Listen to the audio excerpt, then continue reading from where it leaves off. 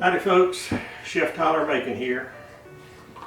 This is a big box rotisserie chicken.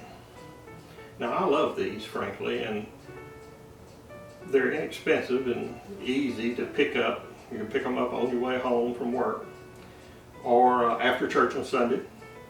And they're really quite delicious and they make a nice meal, but there's one problem with these. So there's no pan drippings to make a gravy with. And I don't know about you, but I like gravy with my chicken. And so I'm going to show you, this whole video is how we're going to make a delicious gravy from More Than Gourmet's classic roasted chicken stock. It's going to be quick, it's going to be easy, and it's going to be delicious. And I'm going to show you how to do it right now. We are going to start by making the roasted chicken stock according to the directions, which is 20 parts water to 1 part chicken stock concentrate. Approximately a quart of water is 30 ounces, a quart is 32 ounces, so yeah. And you'll want to make sure you get all of it. And here I'm taking in the water, rinsing the little cup out in the stock water so that I get all of that goodness. Okay, here's your chef trick of the day. I'm going to add 1 packet of unflavored gelatin to the stock mix to give it additional body and a more luscious texture. Totally optional, of course. Now that the stock is made, we have to make a roux, which is made with equal parts of fat and flour. In this case, I'm using schmaltz or chicken fat, which will make a really chickeny delicious gravy. If I didn't have this, I'd use butter, but you could also use oil. I'm going to make 2 cups of gravy, so I need roughly 2 tablespoons each of fat and flour. First, I incorporate the flour and the fat together, and then we cook it to cook out the raw flour taste. As you are cooking it, if the mixture remains too wet, add a little more flour as needed to accomplish the results that you're going to see here.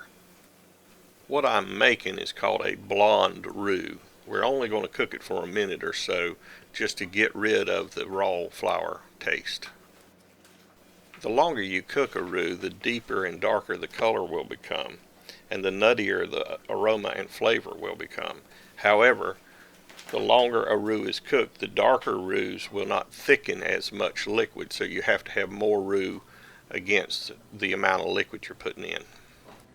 So I've got the roux where I want it, and I'm going to start adding in the chicken stock that I'd made earlier.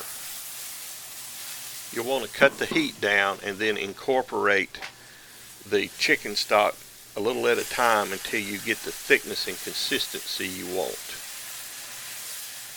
And this is really easy.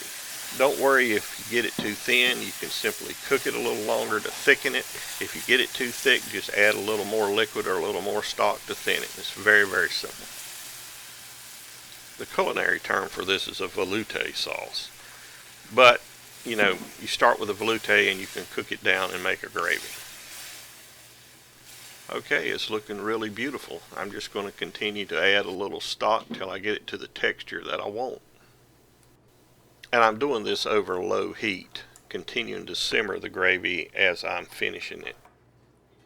Let me just add that More Than Gourmet stocks, sauces, and demi-glaces are really excellent.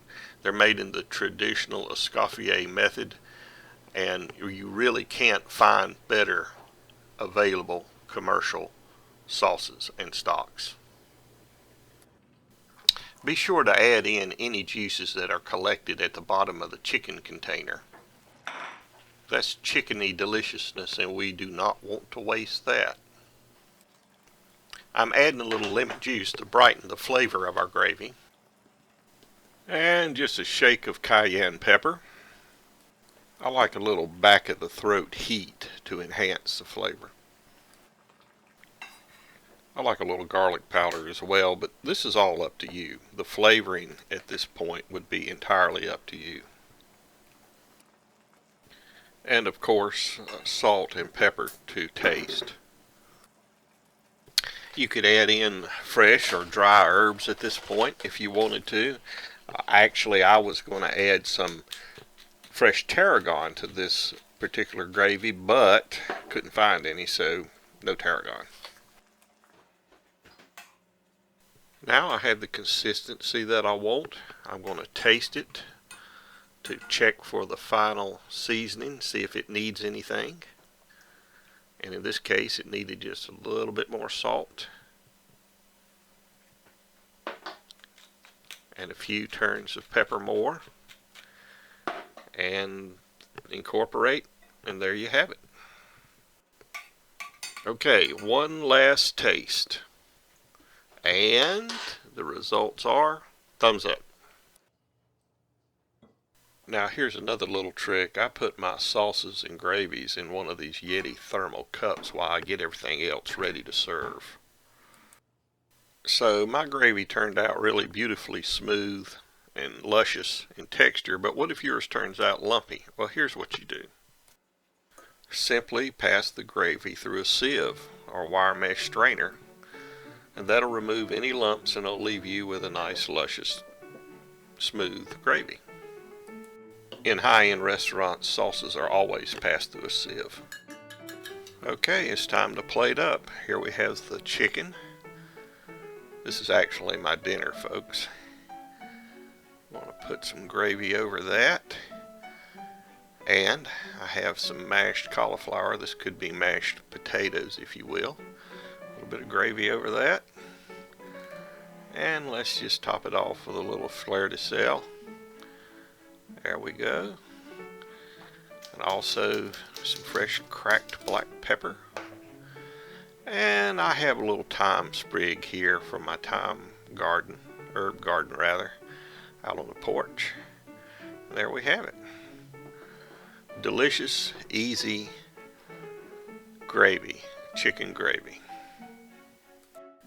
Don't forget now to like and to subscribe and to hit the little bell for future notifications. This video, of course, has been about how to make a traditional gravy. But wait, Chef Tyler, what about us gluten-free and low-carb folks? Well, I haven't forgot about you.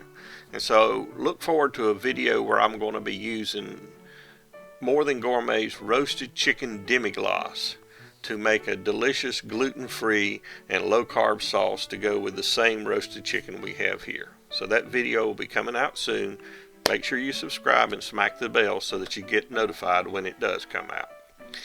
And regarding other videos and recipes, please go to cheftylermaking.com. Thank you very much.